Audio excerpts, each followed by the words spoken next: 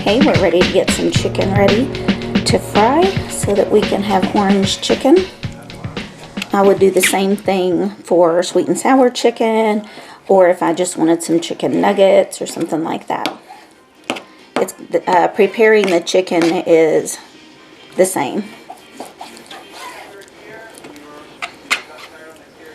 Get some of that off. I'm just going to cut that piece off actually. Alright, and then I want to get them into bite-sized pieces.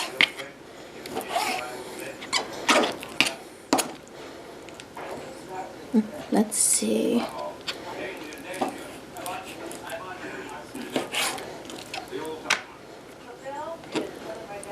Alright. Put that aside. This is where we're getting into some thickness, so I'm going to cut these a little bit thinner.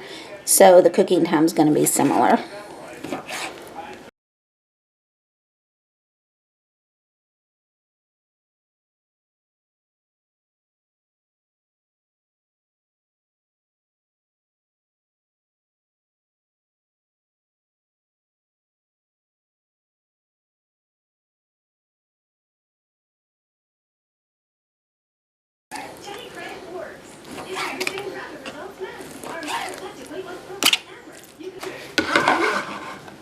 Okay, you can either use a Ziploc bag for this, or you can just use a bowl.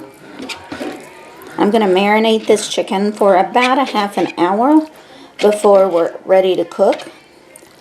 So we'll get this in here and we'll get the marinade started. I'm just going to sprinkle some salt and orange juice. I don't have fresh oranges. They say that's better to use. I don't know. And just get in there and make sure it's really coated, but all of it has some orange juice on it.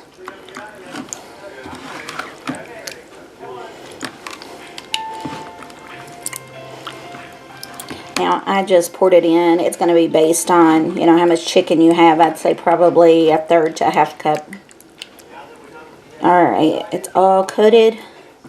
We're going to put this in the fridge. Well, actually, I'm going to leave it out. I want it to get up to room temperature. It'll cook a little more evenly. That combined with the similar size pieces, we should be good to go. Alright, now I'm going to get a half cup of flour.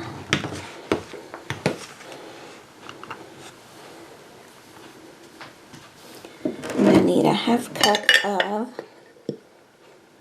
I use a heaping half cup of my cornstarch.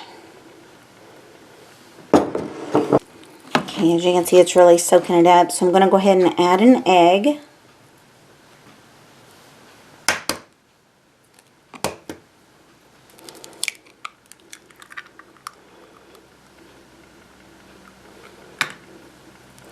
And we're just going to see if that's enough liquid. If not, then I'm going to add some water. We want this to be like a batter on it. So we don't want any dry spots. Now the orange is not going to give it a lot of flavor, from the orange juice at all. So I didn't want you to think if you just wanted a chicken nugget that you were going to get this orange flavored nugget. You're not. It's not bad at all. That's why I use this recipe no matter if I just want a nugget or if I was going for the sweet and sour chicken. Okay. I'm not going to use the second egg. I think we're good. Now I've got the oil heating. I want to get the oil up to about 325 to 350, something like that, before I start frying. So I'll bring you back when we're ready. Okay, so I've got my oil hot, and for some reason it's been popping like crazy while it's been heating. So I've never had oil do that before. We're going to go ahead and try it though. Alright, and we're just going to take and start dropping the chicken in.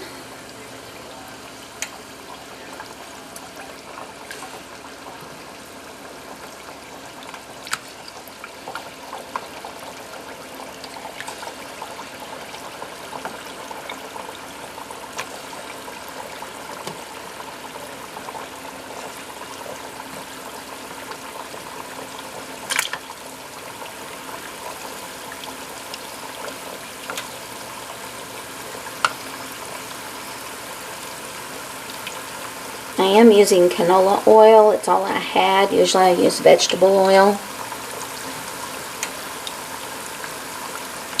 Okay, we're going to let that cook, and it should start floating to the top.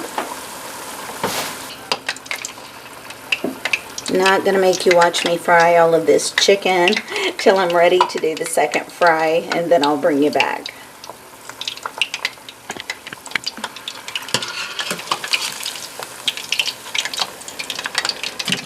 Okay, one thing I did want to mention is the thermometer. Once you drop the chicken in, it's going to take that temperature down, of course. So once it's up to around the 300, 320, something like that, that's when you can kind of count off maybe 3 to 5 minutes. If it's dropped like it has here, it's going to take it a little bit longer on the first fry before it starts getting set. So you can see that still has a little bit of batter. And you can see some of the batter is even coming off. These are the little bits that you'll want to get out so it doesn't muddy up your oil. So just a little tip there. Just keep an eye on it, but keep an eye and be mindful, I guess, of your oil's temperature. That's going to tell you about how long you need to leave it in there. We're not trying to cook it all the way on the first fry. We're just trying to get it set, and then we'll take it out. So I'll bring you back on the second fry. Okay, so we're ready for the second fry. Whoa.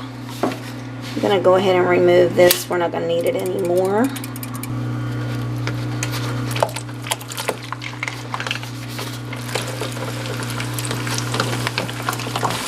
Now we want to let it finish cooking, and it's going to also brown.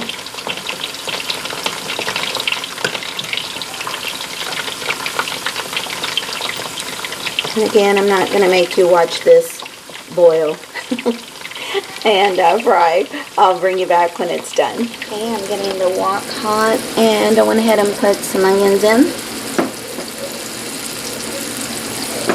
Okay. Now I want to add just about a teaspoon of garlic, minced.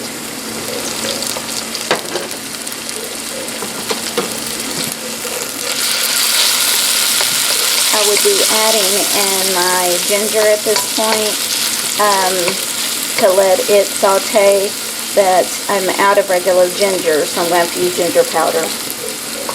So we'll go ahead and add a little salt, a little pepper. Oops, that was a lot of pepper. And I want to go with about half a cup of orange juice.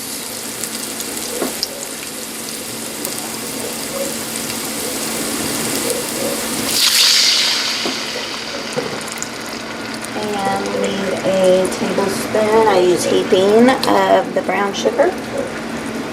And let's see, a tablespoon of soy sauce. I use low sodium.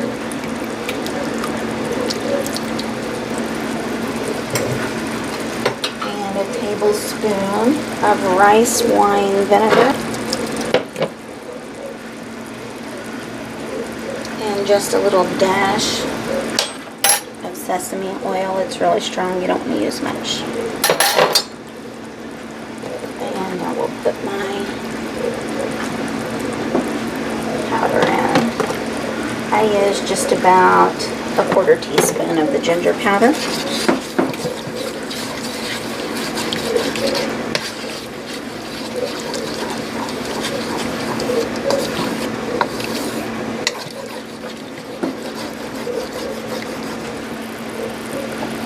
Right now we're just letting it cook. Letting it caramelize.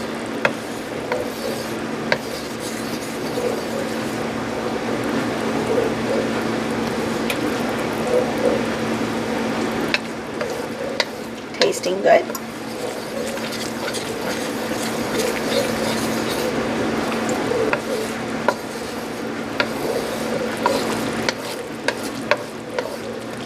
I'm going to add just a little bit of some cornstarch water. See if we can get this to thicken up a little. This is not a sauce that it really takes a lot of, because you really just want to get that sticky sauce coating. It's not like a dip or anything like that. So we're getting thicker now.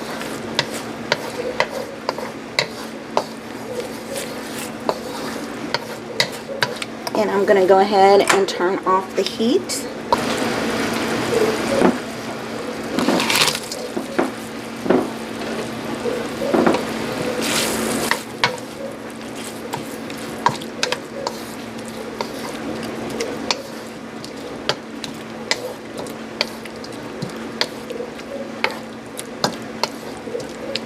Now, a couple of things about this recipe. I like onions in mine, but you don't have to put onions in it. And if you want to spice it up, you can add red pepper flakes. I don't eat spicy food, so I didn't put it in there. But for those of you who like a little spice, just add it to the recipe. If you don't like onions, just leave those out. Alright, and there's our orange chicken ready to go. In another video, I'm going to show you how to make the fried rice. And I'm also going to do a sweet and sour chicken. It's going to be the same chicken recipe, identical. It's just the sauce is going to be different.